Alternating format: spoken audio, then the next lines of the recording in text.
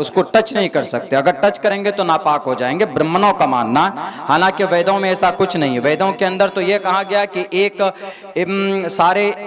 सारे एक ही परमात्मा खाते और मसाले को उठाकर फेंक देते। पटना में बैठे हुए बस्ताई ताकत के अलमबरदार सुनो, तुम गद्दार हो, तुम मुसलमानों के साथ तुमने धोखा किया है, लेकिन अब मुसलमानों को बिरयानी के मसाले के तरह इस्तेमाल किया कि जब बिरयानी बनाना हो तो उसमें मसाला डालते हैं, जब बिरयानी लजीज हो जाती है, जब बिरयानी प्लेट में उतारी जाती है तो चावल खाते और मसाले को उठाकर फेंक देते। पटना में बैठे हुए बस्ताई ताकत के अलमबरदार सुनो, तुम गद्दार हो, तुम मुसलमानों के साथ तुमने धोखा किया है, लेकिन अब मुसलमानों को प्लेटफॉर्म मिल चुका है।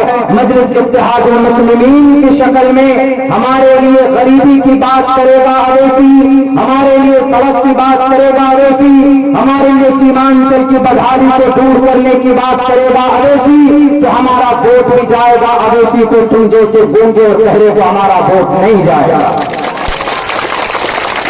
अब तक तो हमारे पास ऑप्शन नहीं था कि हम लोग ऐसे ही बैठे रहते थे कि चलो, अब तक हम लोग ये समझते थे कि अरे इसको वोट करेंगे तो वो जीत जाएगा, उसको वोट करेंगे तो वो हार जाएगा, लेकिन कभी हमने नहीं सोचा कि हम भी जीत सकते हैं। हम भी जीत सकते हैं ना, एकदम जीत सकते हैं। आप कहेंगे कि मौलाना, आप में से बहुत से लोग हमारे पुराने जो हैं वो बैठते हैं चाय की दुकान में, कहते हैं कि मौलाना क्या कीजिएगा, अगर ज्यादा से ज्यादा मेहनत कीजिएगा, हाथ पैर चलाइएगा तो आपको पूरे सीमांचल में से 15 सीट मिल जाएगी। यही कहते, 15 सीट में तो सरकार नहीं बना लेंगे आप।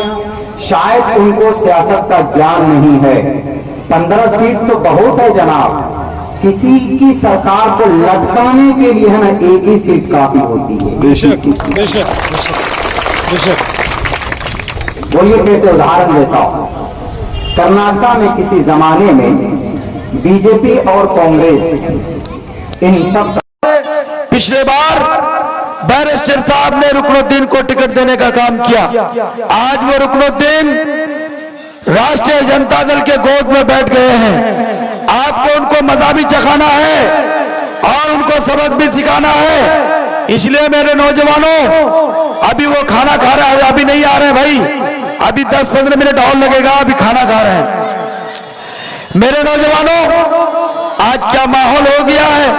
एक तरफ सेकुलरिज्म की बात करता है, अगर उत्तर प्रदेश का मुलायम सिंह यादव पार्टी बनाता है समाजवादी पार्टी तो वो सेकुलर बन जाती है, मायावती पार्टी बनाती है तो वो सेकुलर बन जाती है, ममता बनर्जी पार्टी बनाती है तो वो पार्टी सेकुलर बन जाती है, शरद पवार पार्टी बनाता है तो वो पार्टी सेकुलर बन जाती है, मल्ला का नेता पार्टी बनाता है तो वो सेकुलर बन जाती है, और जीतन राम मांझी पार्टी बनाता है तो वो सेकुलर बन जाती है। लेकिन अगर कोई मुसलमान का लड़का या मुसलमान का भाई कोई पार्टी बनाता है तो उसको कहता है ये फिरका परस्त पार्टी है। नौजवानों, इस बार कोई भूल भुलैया नहीं में जाना है। हम लोगों को बैरिस्टर शमसुद्दीन अवैसी का हाथ को मजबूत करना है। करेंगे नहीं करेंगे?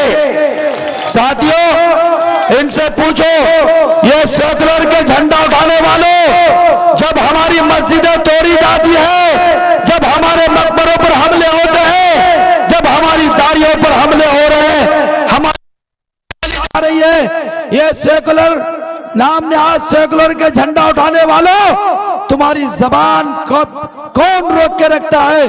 तुम्हारे मुंह पर दही क्यों जम जाता है? तुम क्यों नहीं बोलते हो? आज इस बात की जरूरत है कि हम सबको मिलकर के सीमांचल को एक दिशा देना है। सीमांचल को जो हमारे पिछले सैकड़ों तकरीबन 70 सालों से हम सबको जो इन लोगों ने एक तरफ रखा है, हम उसका हक लेना बहुत जरूरी है। नौजवानों, साथियों, आज बैरिस्टर शमसुद्दीन अवैसी, आपने देखा कि अगर तलाक की बारी आती है तो पार्लियामेंट के अंदर हो या पार्लियामेंट के बाहर, अगर कोई मर्द मुजाहिद बोलता है तो उसका नाम बैरिस्टर शमसुद्दीन अवैसी है। और इसी तरीके पर कोई मसाइल हो, हाफिज जुनैद का कत्ल का मामला हो या पहलू खान के कत्ल का मामला हो, 53 तलाक का मामला हो, हिंदुस्तान के तमाम इश्यूज पर, चाहे वो सड़क में हो या सदन में हो, और बेबाकी से दलाइल के साथ आपका कायद, आपका महबूब लीडर जनाब बैर सोसुद्दीन ओवैसी उसको रखते हैं। इसलिए मेरे नौजवानों, हमारे बीच में एक बहुत ही मोतबर और मौक़र आलिम दीन, जिसको हम चतुर्वेदी के नाम से जानते हैं, मौलाना अब्दुल्ला सालिम कमर चतुर्वेदी, वो सिर्फ हमारे सीमांचल नहीं, पूरे हिंदुस्तान में हमारे सीमांचल की नुमाइंदगी कर रहे हैं, पूरे हिंदुस्तान में, और बेबाकी से जाना जाते हैं। आज वो हमारे जोकी से तशरीफ लाए हैं। ये कारवां चल रहा है 3 दिन से, इस कारवां में लगे हुए हैं। मैं आप लोगों से कहना चाहता हूं, मेरे गयूर नौजवानों, मेरे बुजुर्गों, मेरे अजीज भाइयों, मेरे अजीज बच्चों, आपको आपका हक छीनना पड़ेगा, आपको कोई हक देने वाला नहीं है। इसलिए मेरे नौजवानों, हम सबको मिलकर के इस बार बिहार विधानसभा में अपने नुमाइंदा को भेजना है, और ऐसे नुमाइंदा को भेजिए जो आपकी लड़ाई पंचायत से लेके ब्लॉक, और ब्लॉक से लेके जिला, और जिला से लेके असेंबली तक लड़ सकता हो। ऐसे नुमाइंदे को भेजने का काम कीजिए। मैं बस ये कहूंगा कि तख्त बदल दो, ताज बदल दो, इन बेईमानों का राज बदल दो। मेरे नौजवानों, काश इस मुल्क की ऐसी फिजा बने, मंदिर जले तो रंज मुसलमान को भी हो, पामाल हो ना पाए मस्जिद की आबरू, ये फिक्र मंदिर के निगहबान को भी हो। हिंदुस्तान जिंदाबाद नारा लगाइए, हिंदुस्तान, हिंदुस्तान। बैर सोसुद्दीन ओवैसी, मजलिस इत्तेहादुल मुस्लिमीन, बायसी के तमाम नौजवान, सीमांचल के नौजवान, खुदा हाफिज़, अस्सलाम वालेकुम।